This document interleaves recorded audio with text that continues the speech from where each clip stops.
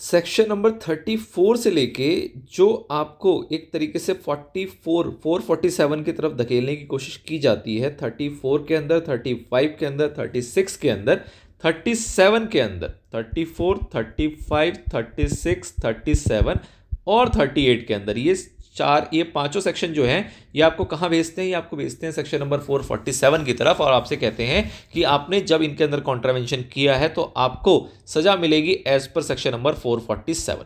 ठीक है sir.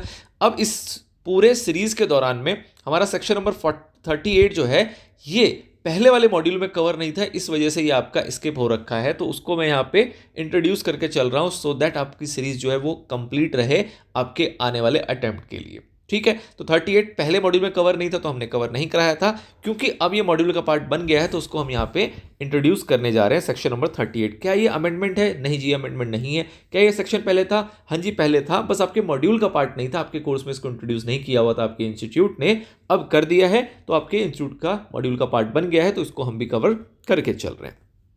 Okay sir, तो ये क्या कह रहा है? ये किस बात की पनिशमेंट की बात कर रहा है? ये कह रहा है कि पनिशमेंट देंगे हम कब? For personation for acquisition ETC of securities, मतलब कि आपने अगर कोई पर्सोनेशन वाली एक्टिविटी करी है। पर्सोनेशन का बेसिकली मतलब क्या हुआ कि आपने सिक्योरिटीज को अलॉट करवाना चाहा है अपने नाम पे कुछ ऐसे फिक्टिशियस नाम के जरिए जो कि आपका नाम है नहीं या फिर वो नाम एग्जिस्ट करता नहीं है। मतलब कि यहाँ पे 3 सिचुएशन बताई गई। सिचुएशन नंबर 1 जहां पे कहा गया कि भाई साहब आपने अगर किसी फिक्टिशियस नाम पे एप्लीकेशन फाइल की है तो उस केस में आपको सेक्शन नंबर 38 का कल्प्रिट मान लिया जाएगा। अगर आपने मल्टीपल कॉम्बिनेशन ऑफ नेम को यूज किया है और तब एप्लीकेशन फाइल की है तो भी आपको एक फिक्टिशियस नेम के द्वारा एप्लीकेशन फाइल किया हुआ व्यक्ति माना जाएगा, और उस केस में आपको भी यहां पे ऑफेंडर मान लिया जाएगा। और तीसरी सिचुएशन कि जब आप किसी कंपनी को इंड्यूस कर देते हो कि भाई साहब किसी फिक्टिशियस नाम पे आप शेयर्स को ट्रांसफर कर दो, सिक्योरिटीज को ट्रांसफर कर दो, तो वो सिचुएशन भी आपकी सेक्शन नंबर 38 डील करके चलता है। तो मतलब कि ये बेसिकली सेक्शन बनवाया गया ताकि हम प्रिवेंट कर सके उन अलॉटमेंट्स को जो कि फिक्टिशियस नेम पे होती हैं। मतलब क्या हुआ कि अगर कोई भी ऐसा करने जा रहा है ना तो उसको एक चेतावनी देनी है, वो ये सेक्शन बता रहा है। और फिर कह रहा है कि अगर आप चेतावनी से भी नहीं माने तो मतलब आप इंटेंशनल एक फ्रॉडस्टर हो और आपको सेक्शन 447 में डील करवा दिया जाएगा अच्छे से। बट चेतावनी देने का जो काम है वो सेक्शन नंबर 38 करके चल रहा है कि कोई भी व्यक्ति अगर ऐसी एक्टिविटी करने की सोच रहा है तो वो कम से कम अपने दिमाग से ये बात निकाल दे कि वो बच जाएगा। ठीक है, तो बेसिकली पर्पस क्या हुआ कि हमें अलॉटमेंट को प्रिवेंट करना है जो कि फिक्टिशियस नेम पे होती है। सब सेक्शन नंबर 1 क्या बात करता है कि any person shall be liable for punishment under 447 अगर ये 3 बातें होंगी। तो मतलब कि 447 में उसको पनिशमेंट मिलेगी अगर ये 3 बातें वहां पे होंगी। तो पहला, ही मेक्स और अबेट्स द मेकिंग। अबेट्स का बेसिकली मतलब क्या हुआ कि भाई सपोर्ट कर रहा है, मदद कर रहा है making of an application in a fictitious name to a company for acquiring और सब्सक्राइबिंग फॉर इट्स सिक्योरिटीज। मतलब किसी भी कंपनी के सिक्योरिटीज को एक्वायर सब्सक्राइब करने के लिए वो एप्लीकेशन फाइल कर रहा है, और एप्लीकेशन जो फाइल कर रहा है वो कैसे फाइल कर रहा है? फिक्टिशियस नेम पे, मतलब वो नाम जो कि नाम एग्जिस्ट नहीं करता, जो उसका नाम है नहीं, बट ऐसे ही रैंडम कोई फिक्टिशियस नाम यूज करते हुए एप्लीकेशन फाइल करता है तो वो यहां पे अपराधी माना जाएगा। दूसरे में कह रहा है क्या कि ही मेक्स और abets the making of multiple application. मतलब एक एप्लीकेशन फाइल नहीं कर रहा है, वो मल्टीपल एप्लीकेशन फाइल कर रहा है जिसके अंदर वो अलग अलग नाम यूज कर रहा है,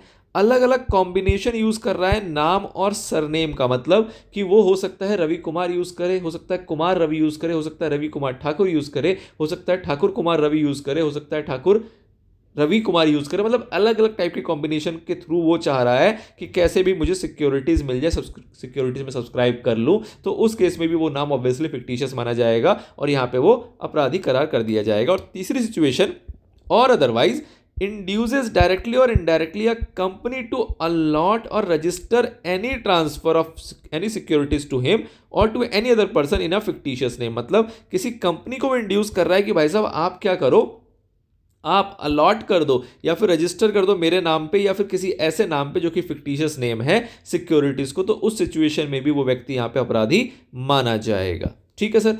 अच्छा जी, अब ये बात तो हमने कह दी कि भैया कोई ऐसा करेगा तो उसको अपराधी मारेंगे, बट उसको रोकने के लिए क्या कह रहा है ये सेक्शन लेके आया सब सेक्शन नंबर 2 को, जहां पे वो कह रहा है कि भाई साहब ये जो बात हम बता रहे हैं ना कि किन सिचुएशन में पनिशमेंट दी जाएगी, उस बात को आप पहले से बता के चलना। पहले से साहब कहाँ बताएंगे, आपसे कहा जा रहा है कि आप अपने प्रोस्पेक्टस में इस बात को बताना, और साथ ही साथ हर एक एप्लीकेशन फॉर्म पे भी आप इस बात को लिख के चलोगे, रिप्रोड्यूस करके चलोगे। ये बात कौन कह रहा है, सबसेक्शन नंबर 2 कह रहा है। क्या कह रहा है कि हर एक company which issues a prospectus is required to reproduce prominently, reproduce करना है prominently the provisions of the subsection number 1। मतलब सबसेक्शन 1 में जो प्रोविजन बताए गए हैं कि किन किन सिचुएशन में आपको सेक्शन 447 के तहत पनिशमेंट लगाई जाएगी, इस बात को आप अपने प्रोस्पेक्टस में और अपने सारे एप्लीकेशन फॉर्म के ऊपर आप इसको मेंशन करके चलोगे, रिप्रोड्यूस करके चलोगे, ताकि इंसान को पहले से पता रहे और वो इस बात मतलब ये ना कहे कि ये बात मेरे को, ये प्रोविजन जो है वो पहले से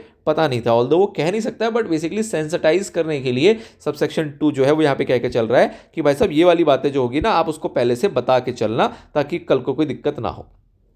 ठीक है सर। उसके बाद कहा जा रहा है सबसेक्शन नंबर 3 के अंदर क्या, कि अगर किसी को पकड़ लिया गया, कोई कन्विक्टेड यहां पे करार दे दिया गया, तो फिर उसके साथ होगा क्या।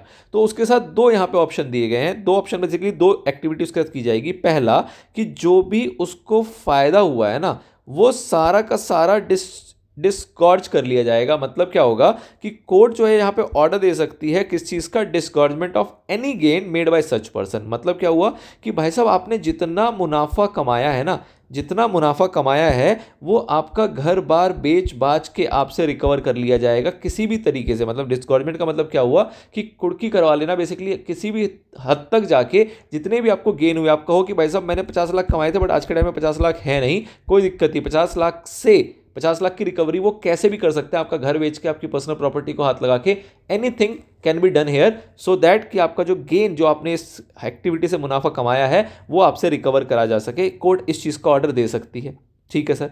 उसके अलावा जो भी आपके पोजीशन में, ऑब्वियसली बात है कि जो भी सिक्योरिटीज वगैरह आपके पोजीशन में होगा, उन सबको वो सीज कर सकती है और उसको डिस्पोज ऑफ कर सकती है। डिस्पोज ऑफ का मतलब क्या हुआ कि जब्त करेगी और फर्दर उसको डिस्पोज ऑफ करके बेच बाच के जो भी पैसा होगा वहां से रिकवर कर लेगी। अब दो प्रोसेस से यहां पे पैसा रिकवर किया गया।